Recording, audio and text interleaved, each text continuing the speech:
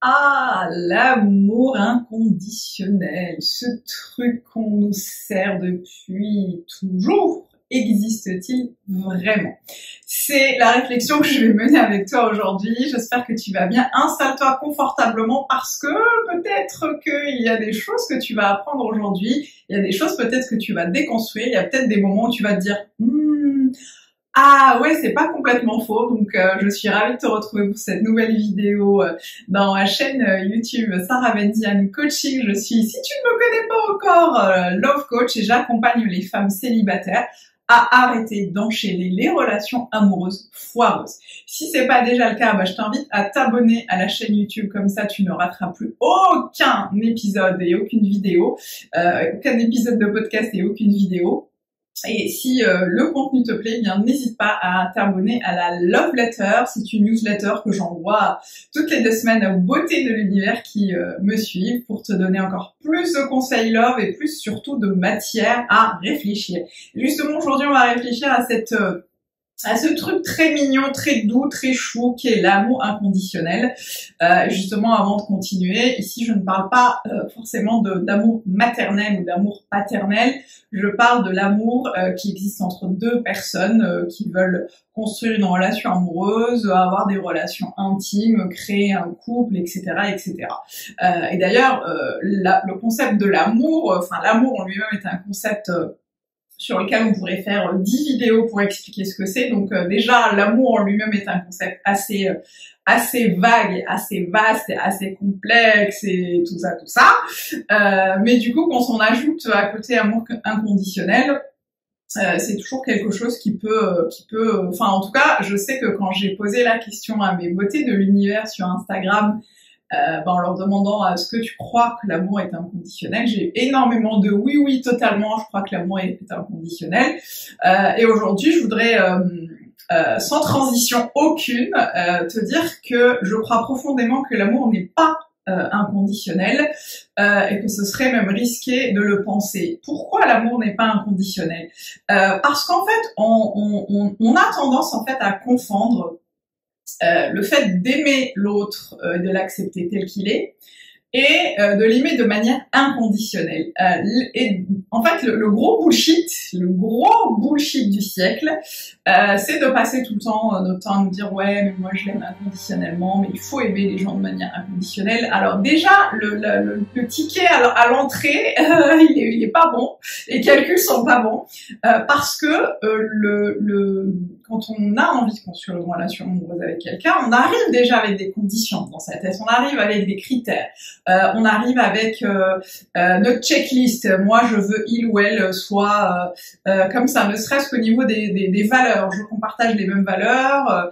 Je sais pas, je caricature, hein, mais j'ai envie d'être avec un homme qui ne fume pas. J'ai envie d'être avec un homme ou une femme d'ailleurs qui aime la nature. Au contraire, moi, je suis une fêtarde et j'ai besoin de quelqu'un avec qui faire la fête. On a déjà des conditions qui sont déjà préétablies en fonction de l'environnement dans lequel on vit, en fonction de nos expériences, en fonction de nos traumas, en fonction de la société dans laquelle on vit, en fonction de notre éducation, en fonction de notre religion. On est déjà conditionné à vouloir être avec des gens. Donc déjà, c'est pas inconditionnel, il y a déjà des conditions à l'entrée, et ce serait vraiment, encore une fois, risqué de ne pas les prendre en compte.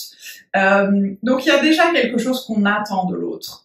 Donc c'est normal et c'est humain. Hein. C'est pas du tout, on pose le bâton d'autoflagellation. Il s'agit pas de s'autoflageller en mode oh là là, je sais pas aimer, mais comment machin. C'est normal de vouloir être avec des gens qu'on a choisi.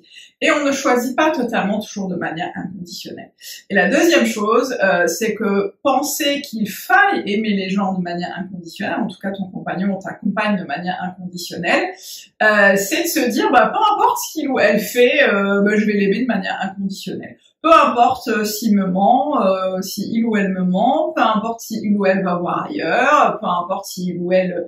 je caricature, hein, je pousse le trait un peu loin pour que tu comprennes, hein, mais peu importe s'il a des propos mal intentionnés ou maltraitants ou malveillants, peu importe, voilà, si le gars, si j'ai décidé de l'aimer de manière inconditionnelle, peu importe qui ça, je vais l'aimer de manière inconditionnelle. Je caricature encore une fois pour que tu comprennes que ça peut être hyper risqué et ça peut vraiment fausser notre jugement de penser qu'il faut absolument aimer l'autre de manière inconditionnelle parce que ce n'est pas, encore une fois, le cas, comme je l'ai dit précédemment au tout début. Et ça va être super important, en fait, encore une fois, de faire il y a une nuance entre le fait d'accepter l'autre, en fait, tel qu'il est, de ne pas forcément tomber amoureuse du potentiel, de oh là là, mais dans un an, s'il change ça, il va être parfait. Ça, c'est pas bon non plus parce que justement, on est dans la projection et on est dans quelque chose qui ne va pas forcément se réaliser, et ça, c'est vraiment quelque chose qu'on a tendance à faire. Donc, on ne laisse pas l'autre être, et on n'est pas dans quelque chose, on n'est pas ici et maintenant, on ne profite pas de la relation, et surtout, on n'accepte pas l'autre comme il est. On l'accepterait éventuellement s'il changeait quelque chose dans sa manière d'être, dans ses valeurs, etc. Donc il y a ça, et il y a ce truc de il faut absolument que j'aime l'autre de manière inconditionnelle.